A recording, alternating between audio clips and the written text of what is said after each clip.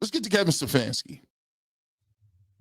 Now, Kevin Stefanski is not the same as Andrew Berry. Here's my problem, what I got with Kevin Stefanski. He's been two-time coach of the year, and I think that muddies the waters a little bit. But also remember, his peers, they vote for that. Media votes for that. So when you talk about Kevin Stefanski and two-time coach of the year,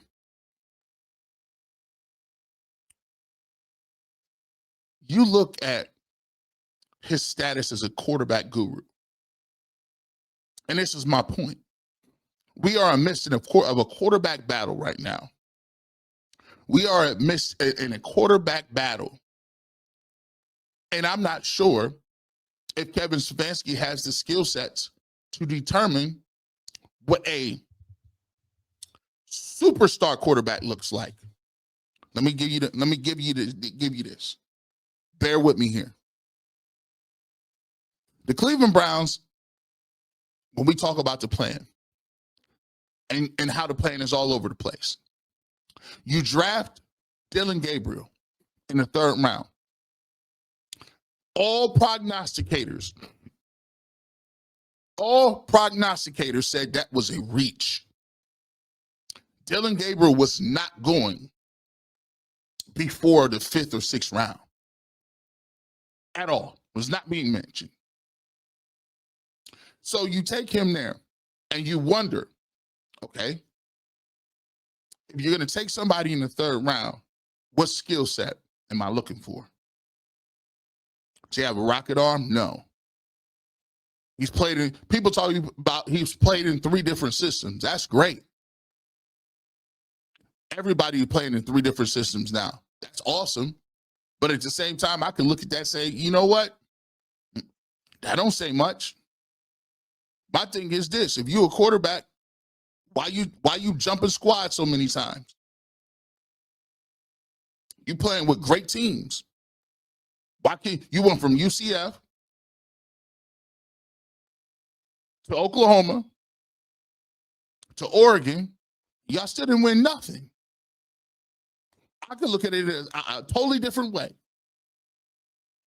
No, I'm not doing that, but I'm just saying. I'm playing devil's advocate. Don't make it like I said he's garbage, right? But the problem is this.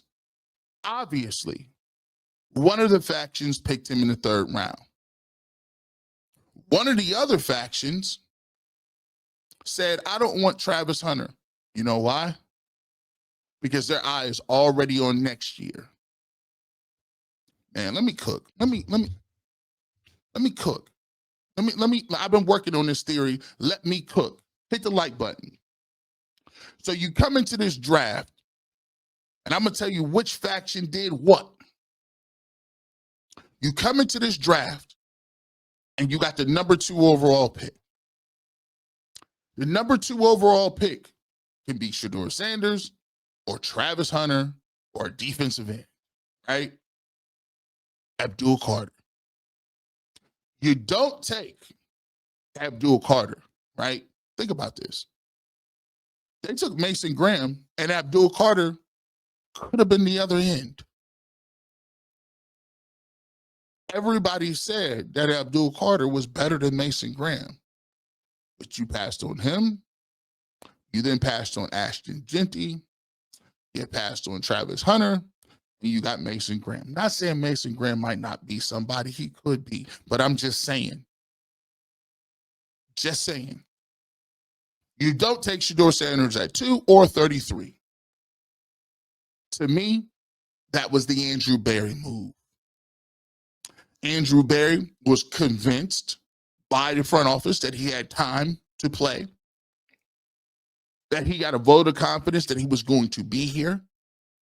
And so for him, his magic move was, let me wait till next year. Because you know what? I need Arch Manning next year. I'm locked in. Locked in. Never move me for Arch Manning. I'm the one who got Arch Manning. I'm the one who maneuvered and got the pick. next year so we can package something, but he don't understand. You see, to even get that pick and packaged, you're going to need to be bad this year. You're going to have to be all-time bad now. And being all-time bad now does what? Put stress on a coach that was 3-14 last year.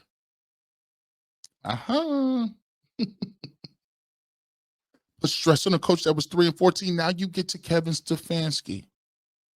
Oh, well, that's the move you picking?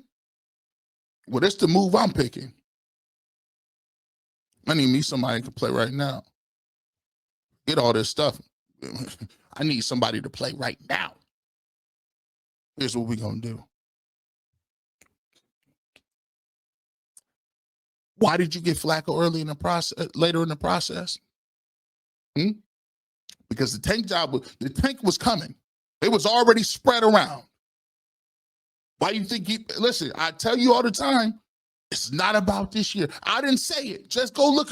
It's not about this year. It's about the dome.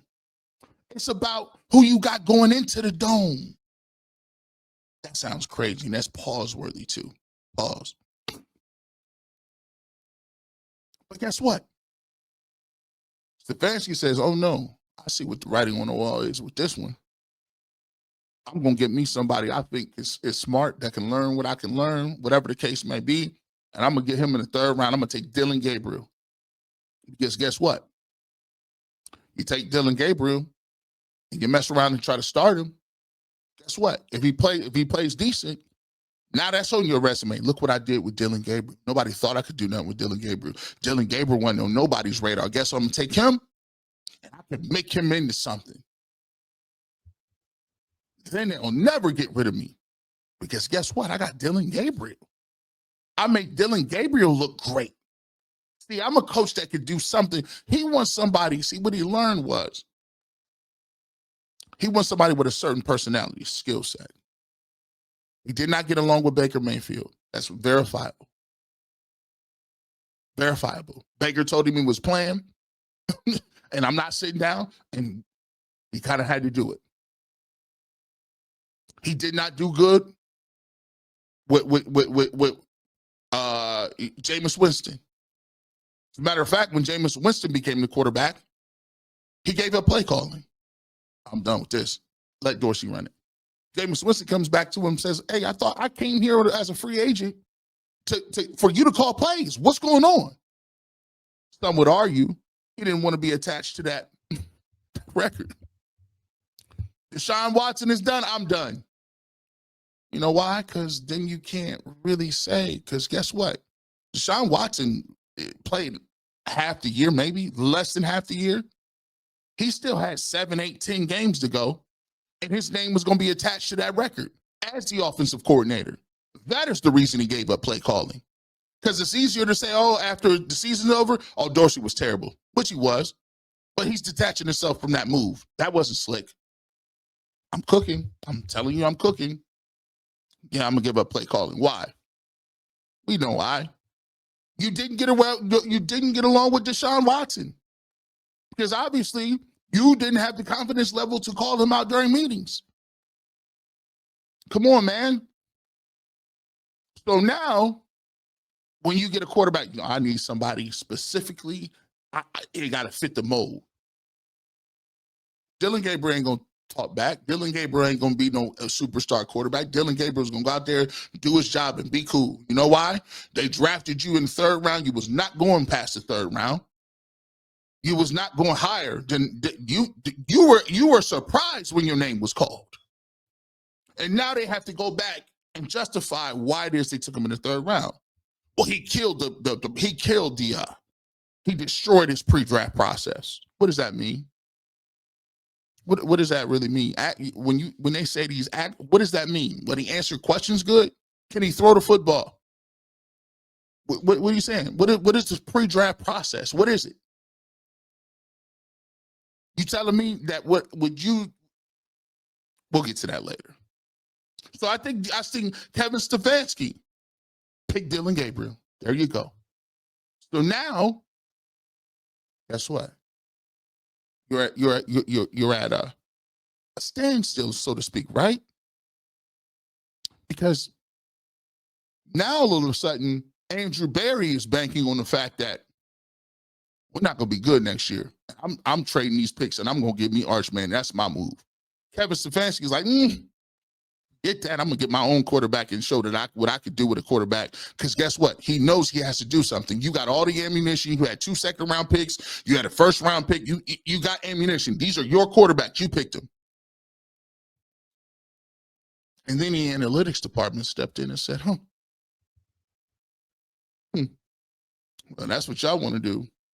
We're going to make the signing of Kenny Pickett. Kenny Pickett? For what? Our advanced analytics tell us that there's something to be had there for him. And we're prisoner in the moment because Sam Darnold actually looked like he was good last year. We're going to try to see if we can do the same thing. That's why can't nobody tell you why they like Kenny Pickett. Have you, again, make them say it. Don't let them off the hook. Make them spell it out. Why do you think he's automatically the starting quarterback? Say it, please. Give me a skill set. Is he fast? Is he mobile? No. Is his arm crazy? No. Is he efficient with the football? No. Does he have a good win-loss record? No. Is he some sort of guy that galvanizes the locker room? Like, no. They can't tell you why. They just keep saying, but I think that Kenny Pickett is going to start. Why? I just think so. I'm still looking for the stats. I'm still looking. So I think the analytics department said, let's go ahead and do that. Yeah, let's look at that. Let's look at that. And then you have the fourth faction. The fourth faction is this. Good old Jimmy Haslam. You see, Jimmy Haslam, by the way, who probably is going to be the owner, the primary owner of the Milwaukee Bucks coming up here in a little bit. You see, Jimmy Haslam, he had a conversation, and he's emotional, and, you know, he's the owner of a team, and the owner of a team cannot pass up a great marketing opportunity.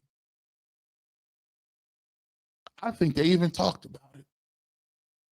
They sat there and presented their PowerPoint presentations to him. He said, cool, I'll go with that. Take Pickett first. He'll start some games for us. We'll transition into Dillon Gabriel. All good. And we got this pick for next year in case Dillon Gabriel ain't even good. If he's not good, who cares? Kev, we'll let you pick out another quarterback. Hopefully we get Arch. Cool. But then you know what started happening? That slide started happening. Which, by the way, I don't believe the slide was. By the way, by the collusion article. But the collusion article, by the way, I was going to do that story. If you haven't watched it, you're going to go back and watch it. But Mike Florio broke the collusion story, basically saying that the league is colluded with holding players' contracts down. I believe the league colludes when it comes to draft picks. I believe the league colludes when they drop stories and information to different reporters. I believe the league colludes when it talks about how much we're going to pay you or what we're not going to pay you or what the suspension is going to be. I thought it was very ironic that the league just came out yesterday with the news that Justin Tucker will be receiving a 10-game suspension that was broken by Mike Florio talked about that. And I find it very ironic that news came down the day after the story of collusion broke. See, they're good at burying stories. Oh, y'all got a collusion story? Miraculously.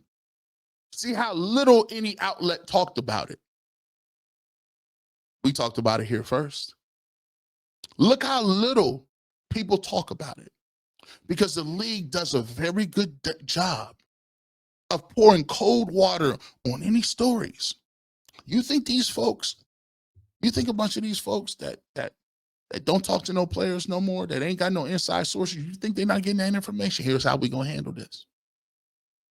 And so we eloquently pointed out here that Deshaun Watson got 11 games after Sue Robinson, the judge, the federal judge, retired federal judge, who was put over that process, gave him 6 games.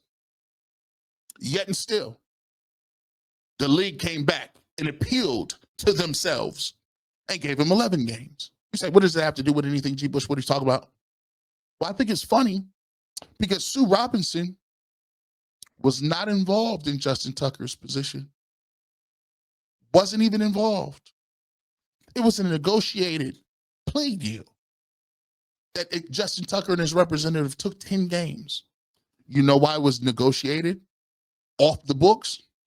It's because they no longer needed the optics of saying, we're going to be fair and equitable, and we're going to put a female retired judge over this case. So whatever comes down should be fair, equitable, and we should have no harm, no foul.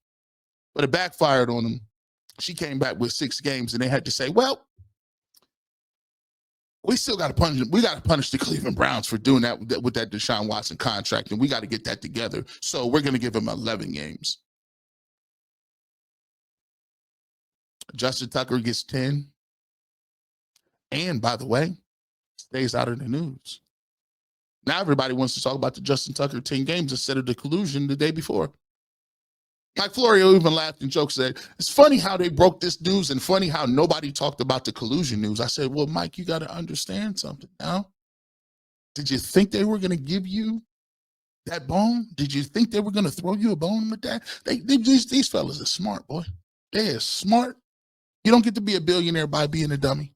You just don't. It don't work that way. But when you look at Kevin Stefanski, and we go back to it, Kevin Stefanski, he wanted Dylan Gabriel. Andrew Berry, punt. We'll take Kenny Pickett and take these L's. Analytics department, they're like, well, you know, we could probably go with Pickett, but we like Flacco a little bit. Flacco runs the play action. He's cheap, 40. We don't got to deal with him. He'll be in and out. The fans already wanted him. We're good. So they go Flacco, Gabriel, Pickett. Whoever comes out the veteran is the veteran leader. We can move one of them, and then we keep Dylan Gabriel as the backup. When we losing a bunch of game seasons out of tow, we go ahead with Dylan Gabriel. But one thing happened. The salesman, Jimmy Haslam, said, listen, I got to get this stadium improved. I got to get this stadium approved. I got 3-14 ain't gonna get it done. This fan base is looking kind of thirsty. We got to figure something out. The Deshaun Watson thing sucked sucked the energy out of the stadium. He said, I might want to inquire. I want to inquire about Shedeur Sanders. And I think he might have won Shedeur Sanders at 2 or 33. He held off because the advisors held off and said, okay, Jimmy, hold tight. They drafted Dylan Gabriel in the 3rd round, and the plan looked like it was going to be complete. Jimmy held off long enough. There ain't no problems. But then the 4th round came. And then the 5th round came. And then they woke up. I don't know who said it. I don't know what happened between the time he went to sleep and when he woke up. He went out and when he got up that next day, he had the resolve to say, I don't care what y'all want. I want this dude right here. Because more than anything, owners want to swing for the fences. Billionaires don't get to be billionaires by taking no risks. At the end of the day, he's a risk taker. He said, give me that dude. Give me that dude. And when the king says, give me that dude, what you do, you scramble. They scrambled, moved around, moved some things around.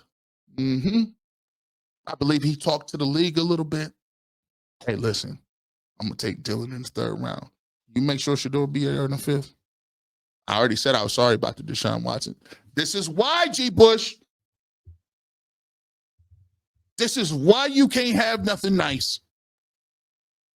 You can't be dropping no jewels like that. You're dropping jewels right now. And I'm not talking about Santana.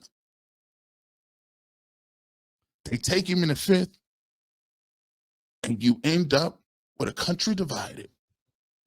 Because now, unbeknownst to a lot of different people, what they're finding out is he can actually play.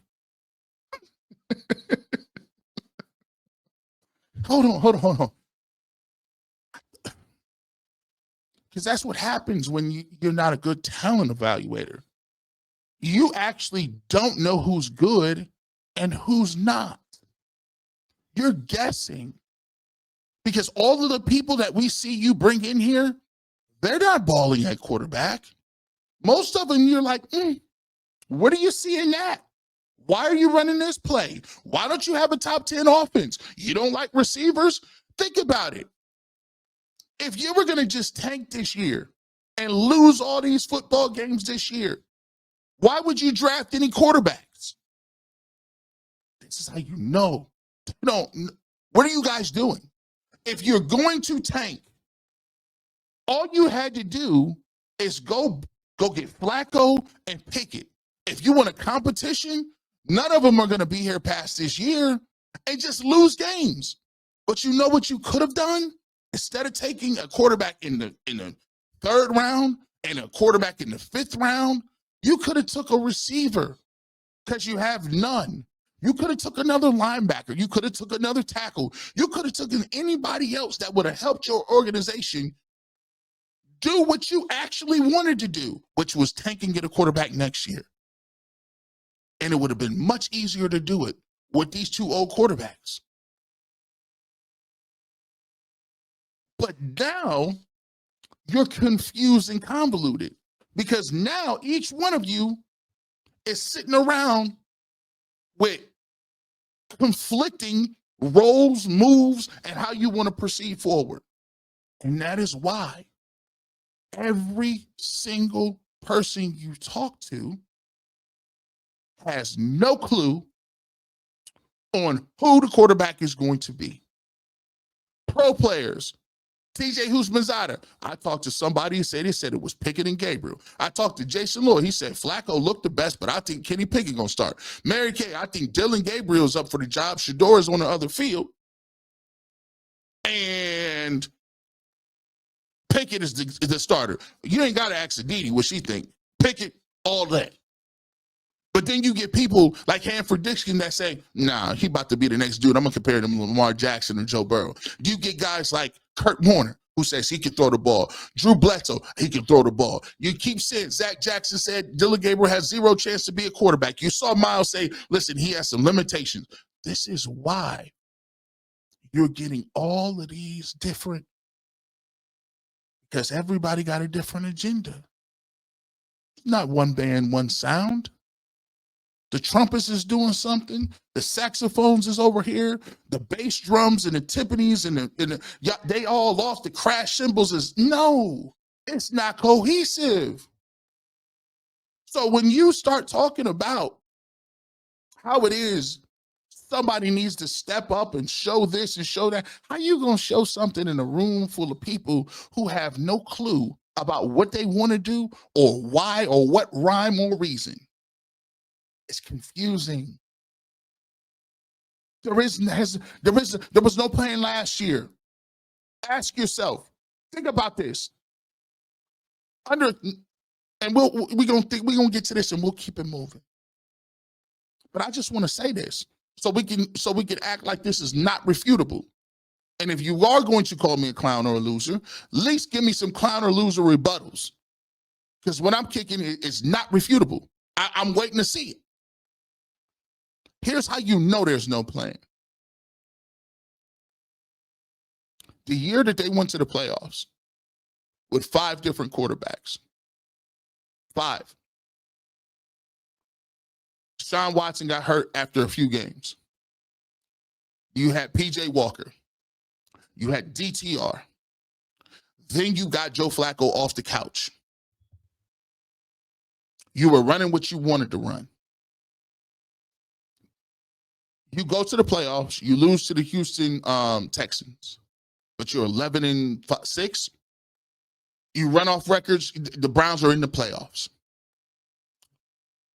Myles Garrett is the defensive player of the year. Jim Schwartz, the defensive coordinator, is the assistant of the year. Head coach Kevin Stefanski. Head coach Kevin Stefanski is the coach of the year. They sweep the awards. How is it in a year that you do that, the offensive coordinator gets fired?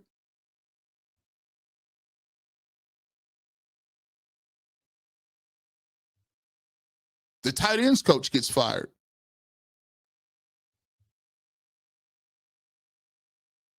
Running backs coach fired. What? It's contradictory.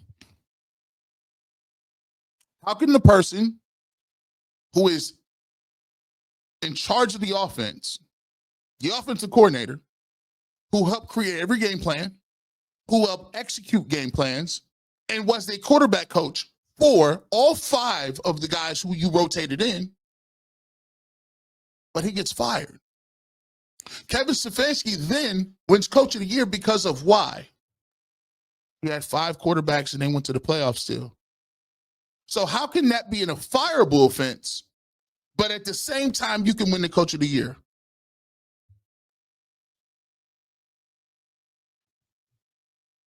You can't make this up, people.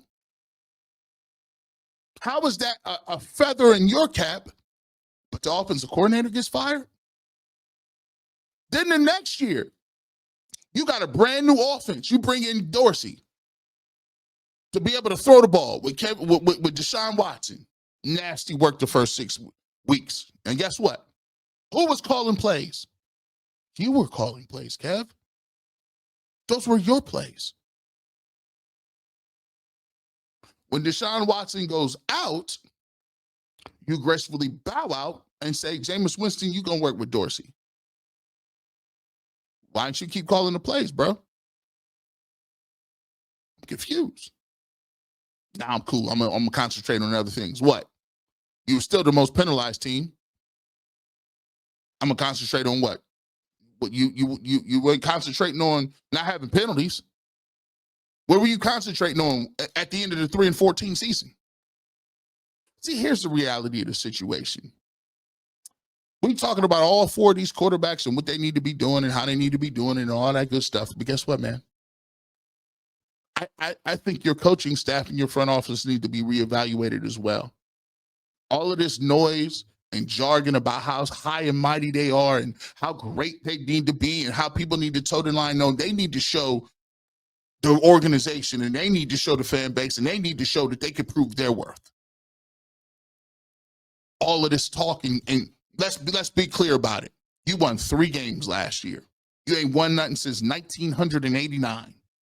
Stop all the high and mighty stuff. And it would help if people actually held them accountable and stopped running around rubbing their shoulders, but it's not going to work because everybody want to show. Kevin Stefanski ain't never pulling up on a barbershop. He's welcome, but I don't need him to pull up on a barbershop. I ain't pandering for nothing. At the end of the day, it's balls and strikes. Right now, you're out of there. I'm just playing.